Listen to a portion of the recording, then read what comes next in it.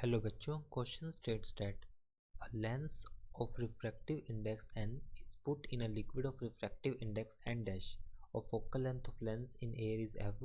its focal length in the liquid will be। तो मुझे बताने की फोकल लेंथ क्या होगी लिक्विड के अंदर। सो फर्स्ट क्वेश्चन में हम की कंसेप्ट को देखते हैं। की कंसेप्ट फॉर दिस क्वेश्चन, यहाँ पर हम यूज करेंगे lens maker formula. We will use here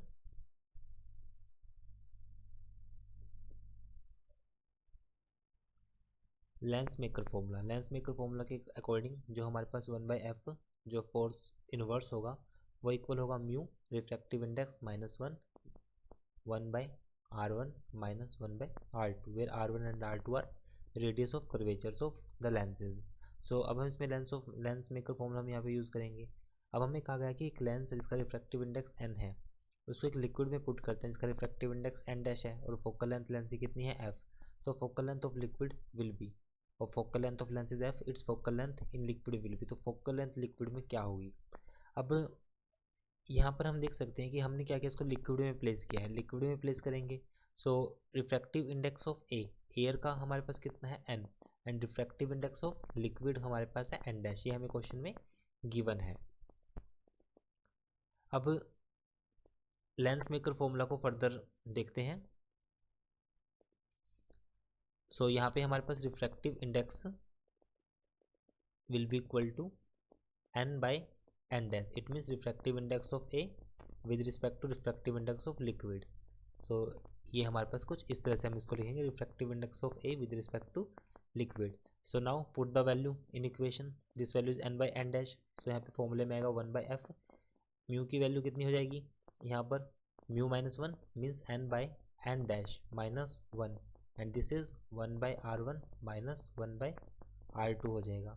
अब जैसे हम इसको क्या करते हैं लिक्विड में प्लेस करेंगे। लिक्विड में प्लेस करने के बाद ये हमारे पास ये कंडीशन कब होगी, ये कंडीशन हमारे पास तब होगी जब हम उसको लिक्विड में प्लेस करेंगे। This is the FL focal length in liquid, जब इसको लिक्विड में प्लेस करेंगे when lens in liquid.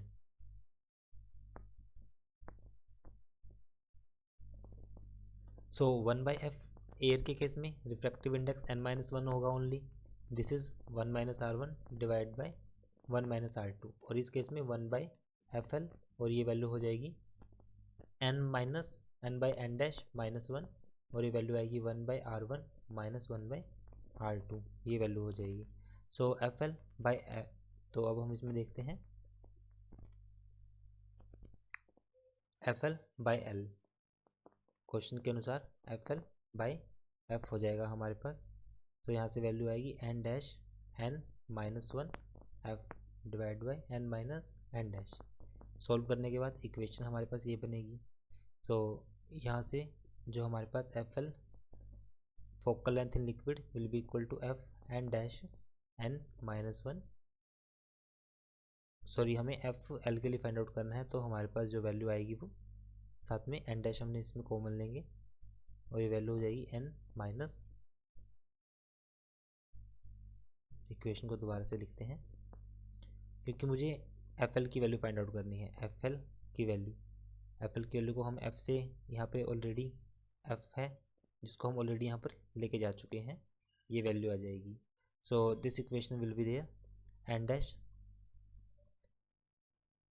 FL equals to F n dash, और ये वैल्यू आएगी हमारे पास n-1 divide by n-n dash. So right answer होगा हमारे पास ऑप्शन नंबर, क्योंकि फोकल लेंथ इसमें नेगेटिव होगी तो हम इसमें नेगेटिव यूज़ करेंगे। सो राइट आंसर जो होगा इसमें ऑप्शन नंबर फर्स्ट होगा।